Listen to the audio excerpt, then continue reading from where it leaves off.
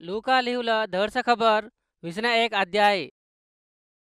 कानुक्याच्या पेटेत त्यांचे कानुकला आता टाकत राहिले. शाऊला आता त्यांना भरी देखटलन. एकली गरीब रांड बायको दोन लहानले तांब्याचे बांड्या त्या टाकणं देखून हे गरीब रांड बायको अख्ख्या परू जूक टाकलन म्हणून तुम्हा संग हक्क सांगता. त्या अख्खे त्यांचे राहिल्यातून कानुकल टाकला पण तिम्याचे नैटलेपणातून राहिला अख्खे टाकलन म्हणून त्या संग सांगलन. उलसिक जण हे धडसे गोटे नाकून अर्पणमुला हाकून गंमत दिसताय म्हणून देवा गुडे गुरींचून बोलत राहताने त्यांना हे बांधून राहिले तुम्ही देखत हा ना. त्यात गोट्यार गोटा राहे नाहीस त्या पाडून टाका ते दिवस येतात म्हणून सांगलन. तवर त्याई गुरुजी त्याची होल्या ह्या कव्वर जरगतात ह्या जरगतात म्हणून आणवाल काय म्हणत त्यांना आता हटकताने त्यांना तुम्ही मोसम होय नाहीस देखून घ्या. जुग जण माझ्या नावार येऊन मिनस क्रिस्तू म्हणून वगत जवळ आलं म्हणून सांगतात. तुम्ही त्या मग्ग नको जा.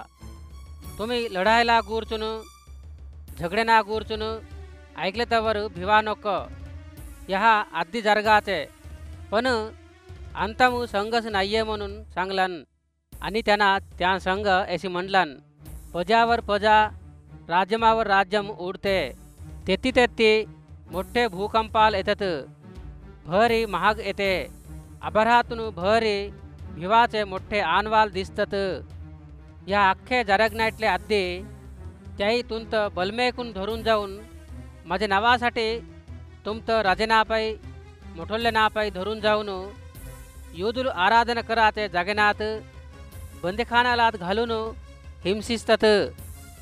हे मा गुरींचून सांगाले तुम्हाला एक अवकाशम त्यालागी हमें काय समाधानम सांगावा की म्हणून आधीच रंजी पडे नाहीस राहतू म्हणून तुमचे मनसू तू म्हणून घ्या. काहले म्हटल्या ते वगतीत काय बोलावा की अवसरम राहिले गोठीत मीन तुम्हाला अंदकोन देत फाजून राहिलं ज्ञानमू देत. तुमची पगधार तुमचे गोठीनाले व्यतिरेक माकून राहे नाहीस करत. त्यांत वादींचाची शक्ती नाहीस करत. ऐबाकून भवनाकून सैरेनाकून दोस्तुलाकून तुम्ही अपगिंचबडता. त्याही तुम्हात उलसेक जनात मारून टाकवतात. माझ्या नावासाठी तुम्ही अख्खे माणसानाकून द्वेषिंचबडता.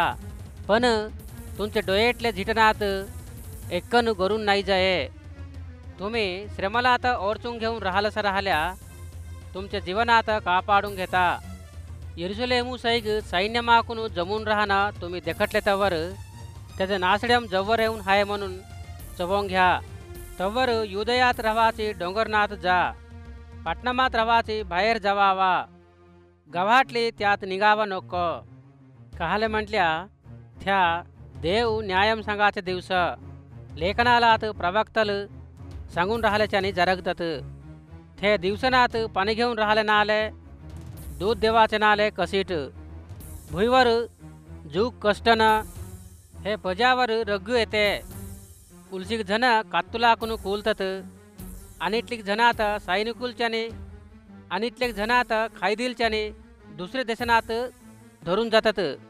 युदुल होयनाटनाचे वगत होतो गा त्याही यरुशलेमूत अंचून खुंदून ठेवतात.